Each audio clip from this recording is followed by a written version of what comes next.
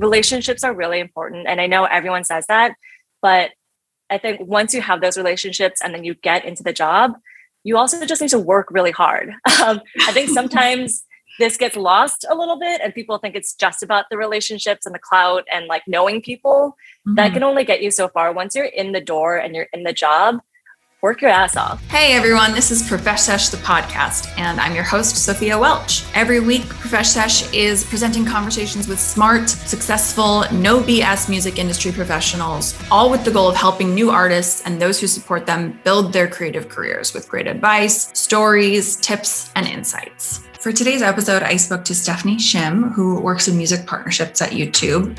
That means that this episode is full of YouTube hacks, all of the surefire ways to make sure that you get seen on that platform. Stephanie has also worked in artist management and at a label, so she's got tons of indispensable music industry insight. Take a look. I want to start with what your job is, because I know what I think it is. I know that you're at the intersection of artists and of the platform that you work for, but I think you're going to do a better job explaining it than I am. So I want to give you the opportunity. Yeah, totally. So I work on the label relations team at YouTube and Google, which is kind of part of the larger music partnerships team.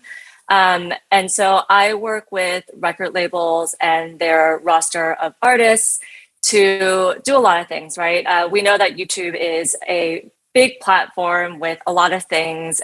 We are a video platform, we're a DSP or a streaming platform, we're a D2C platform, we're social media, we're kind of a lot of things. And we have a lot of tools available for artists and creators to use to reach an audience. So I sort of act as almost an extension of their team to provide best practices, suggestions on strategy, kind of educating them on all of our products and all those best practices. So that's kind of one part. And then another part is, I talk very frequently to my labels to understand what their releases are, what their priorities are, and try to find opportunities for them both on and off platform. So we have our playlist ecosystem that exists within sort of our YouTube Music kind of streaming service that we launched a few years ago. We have youtube.com/music. We have our socials. We've rolled out billboards in New York, Times Square, downtown LA. Now we've just launched them in Miami, Atlanta, and Nashville. And we also have them in Tokyo and London. So trying to find opportunities for their artists to get that look and placement. So it's just really trying to feed into our existing opportunities to support their artists and their priority releases. And then outside of that, it's anytime people are looking for artists to partner with across YouTube and Google, they kind of come through our team to see which ones would make sense. If they're artists that we're already partnering with, we kind of want to give them as many opportunities as possible. And then we have a lot of these like artist programs. We have Artists on the Rise, which is our new artist program. We just launched our second class of Black Voices Fund artists. So it's also trying to look at those artists that are coming up and trying to find those programs that we can plug them into and give them more resources and opportunities to both kind of use the platform and also just kind of create content. For the programs for the up and coming artists, is that usually their labels reaching out to you, or do you just find young artists that you like that may or may not be represented and reach out to them? It's a little bit of both. I'm just sort of constantly talking to the labels about new signings and artists that are coming up and what they're doing. And so I'm just involved pretty much with their entire roster. And so you can kind of get a sense of what artists are starting to bubble up. And based off of that, a lot of it is just sort of like understanding and seeing what's happening in the industry. And then, what we have been missing these last couple of years is being able to go to shows and seeing that energy, which was a really big part of it pre-COVID. And thank God that's starting to come back. But a lot of those factors kind of come into play where I can kind of notice that something's happening with this artist and I want to find something to do with them, Is there an example you can give me of an artist that you saw doing things that were really special and interesting and said like, okay, this is someone that we would want for this upcoming artist feature? I think Tate McRae was a really good example. I I've been just such a big fan of hers for a while now. And she started on YouTube just as a creator. She was doing covers at first and then started writing her own songs. And those just started kind of picking up an audience and a very sort of like organic community that was building around her and her music. And then she got signed to RCA, and I work with RCA really closely. And so really early on, we sort of saw that she already knows how to use YouTube and has this existing audience. So what can we do to help kind of tell her story and help expand that even further? Especially since she was getting to that place now where she was making music videos and, you know, she's kind of going to that next level as an artist. So she was an artist on the rise in 2019, I think it was. So this was before, you know, You Broke Me First became a huge song. And but we featured, it was also right when COVID happened. So normally as part of Artists on the Rise, we film a whole kind of hero segment where they tell their story.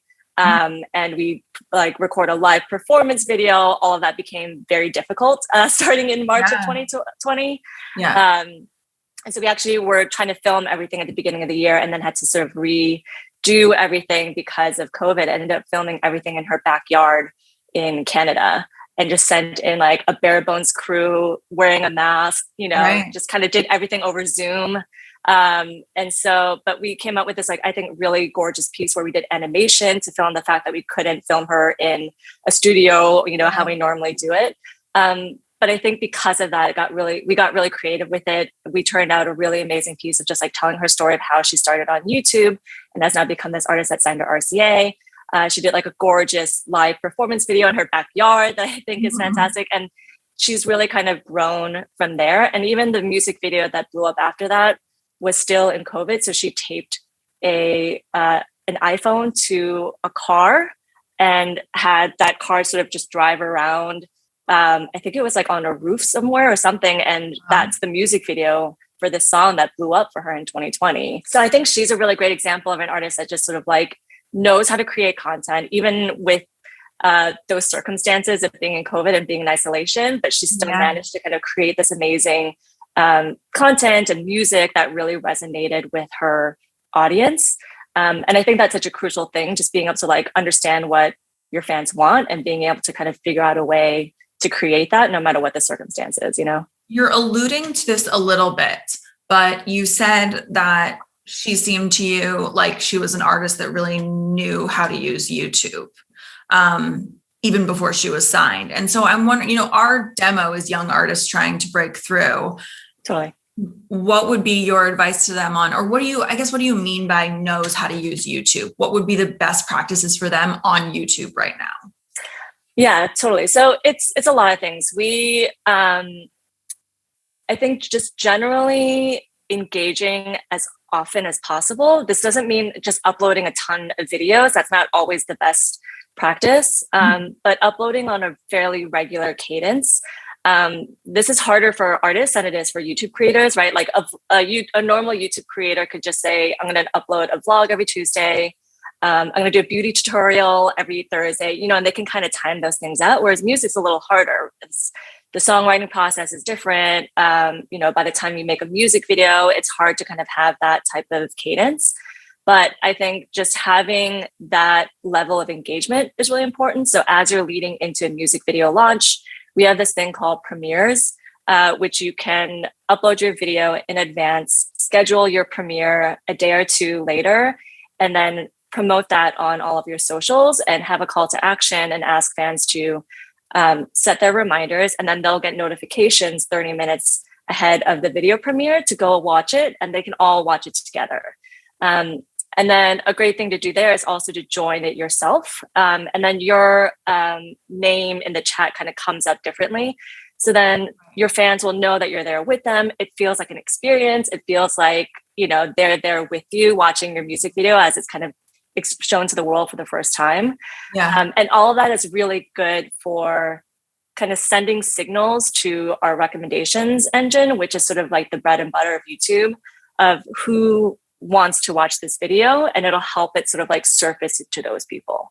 So Premieres is a really great tool. We also rolled out this thing called Live Redirect, which allows you to do a live stream ahead of a music video premiere. So you can go live, you can answer questions, you can bring in a guest, you can, do whatever you want. A lot of people have gotten really creative with that. Lil Nas X did like the Montero show where he interviewed himself and then went into labor.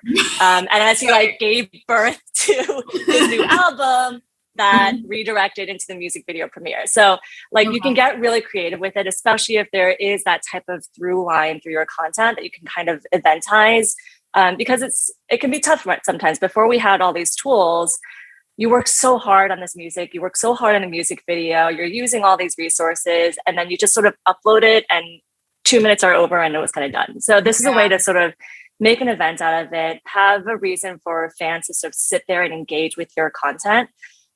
So live redirect is a great one. And then, like I said, shorts is a really big priority for us. And I think shorts will allow you to kind of try out different types of content. I think people get a little bit intimidated by YouTube because you think you have to do a big shiny music video to have a YouTube channel.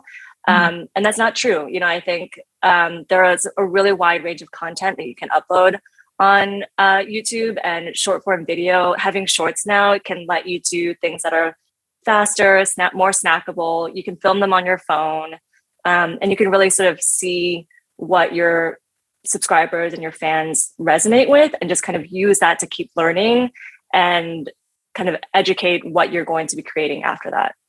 So engagement doesn't necessarily mean video uploads. It can mean making a short. It can mean commenting back to people who have already watched your video. It can be joining the chat during the premiere. It can be going live, posting on community. But just all of that activity is really good for sort of the health of your channel, and we'll send those signals to our recommendations engine for who's engaging and who to kind of surface your videos in front of. Right. And this is great. These are, I'm like getting the YouTube hacks. This is, this is YouTube 101. So useful. Yes. Right. I want to back up a little bit because I think your job is so interesting. And so I want to, I guess, like long story short, kind of how you got it, but I know also that you studied English in college. And so I want to start with how you got that first job in the music industry. So I think I figured out a little late that the music industry is an industry you can work in. I'm immigrant kid, I think I just didn't understand that this was a job you could have. I mean, music was always a really big part of my life. Like you said, I was an English major at Boston University, but I think Boston was a really great place for me to be in college, just because like the music scene there is so rich. I just went to shows every night. And I think that's where I really found how much I love live music and, kind of found my scene a little bit. And so I think it was kind of between my junior and senior year where a light bulb went off in my head that this is something that I should maybe see if I can actually work in, seeing as how it's what I spend most of my time thinking about. So I pretty much went to New York, packed a bag, did a little bit of couch surfing, and applied to every job that I could find on the internet. And one of them, I did a couple of unpaid internships, was quickly running out of money. And then one of them was this artist management company. And they offered me kind of an entry-level job. I was sort of all the managers, day-to-day managers or assistants, kind of ran the office. And not to totally date myself, but, we were like, you're young, the internet, can you redo everybody's MySpace pages? So that's kind of how I fell into digital. So it was a really small artist management company, but it was a really good music industry 101 lesson for me, because when you're in artist management, you have to work with the record label, you have to work with the publicists, you have to work with the agents. I was kind of tour managing a couple of our really small artists. Like I said, I was like redoing everyone's MySpace pages. We were trying, back then that was kind of like the blog heyday. So I was pitching Stereogum and Pitchfork. So it really was, I was doing a little bit of everything, which I think was kind of the perfect first job for me. And that sort of led me down this kind of digital marketing path that I ended up on. I was at that artist managed company for, I think maybe 2 years. I wasn't there for super long. And then from there, I pretty much spent a a decade at labels. So I was very much more on the label side for the majority of my career. So now it's kind of why this job was perfect for me. I pretty much just flipped to the other side. When I was at the labels, I was working with the Googles and the YouTubes and Spotify and Apple. What do you think that you were doing right, that people were seeing and going, okay, yeah, we're going to hire her, we're going to promote her? What were you doing correctly that maybe other people weren't doing or didn't know to do? I went into it with a lot of energy. And most of the jobs that I got those jobs because of people that I worked with at the previous job. So having those relationships, I know people hear this all the time, but this industry is all about the relationships. So, my job when I went from the artist management company to the next job, which was at Decca Records, which is a label under Universal, that was because my boss at the previous company recommended me to the team over at Decca. And then kind of all of those things happened in a row where there was another person that I'd met through working at Decca that introduced me to Glassnote, which was my next job. So these were all based off of relationships and people who liked working with me. So I think relationships are really important. And I know everyone says that, but I think once you have those relationships and then you get into the job, you also just need to work really hard. I think sometimes this gets lost a little bit and people think it's just about the relationships and the clout and like knowing people. That can only get you so far. Once you're in the door and you're in the job, work your ass off and do what you need, like be good at your job, and then also be a good person and being somebody that people like working with. I think that's really gone a long way for me. And it feels like an obvious thing, but I think some people can, I don't know. I think people put aside just being a kind, good person to the side a little bit. And I actually think it's a really important thing because at the end of the day, sometimes I have to choose between different teams that I want to work with or an artist that I want to work with. And a lot of times the like final factor is, do I like working with these people? So yeah, I think it was kind of a combination of a lot of those things. And then constantly sort of self-educating. I'm always learning. I've been in this industry now for, over a decade, close to, almost 15 years now. And I know that this place is constantly changing. I worked in digital marketing, digital sales 4 years ago before I joined YouTube. And that job is completely different now. When I was working, TikTok was kind of bubbling up, but it wasn't my main strategy. Now look at us 4 years later and look at the place that short form video content has on music strategy. So things are constantly changing. So I think making sure you're educating yourself, understand what you don't know and go and try to learn it. And I think like whenever ego gets in there, it's just going to be a hindrance. And the more that you kind of recognize what you don't know, the better you're going to be. And the more you're going to be able to help artists and be good at your job. Well, I mean, all very, very good pieces of advice. I feel like I got a very good amount of information in a short time. I'm glad. Yes, your job is so interesting and so cool. So I feel like we covered a ton. So thank you so much. Amazing. And I love what you guys do too. I think it's so important. I'm so excited kind of about I'm just as excited about sort of the next generation of artists and industry people coming up as I am about these artists that I was talking about. So I think what you guys do is super cool. And I talked about community a million times in this. So you know how much I love that. So the fact that you guys are building a community of this, I think is so cool. Thank you so much. Well, perfect note to end on then. Hey everyone, thanks so much for tuning in. I hope you enjoyed it. Be sure to follow Quadio on Instagram and YouTube for more episodes and a lot more content just like this, all for young creatives. Also be sure to follow our guests at the links in the description, and we will see you next time.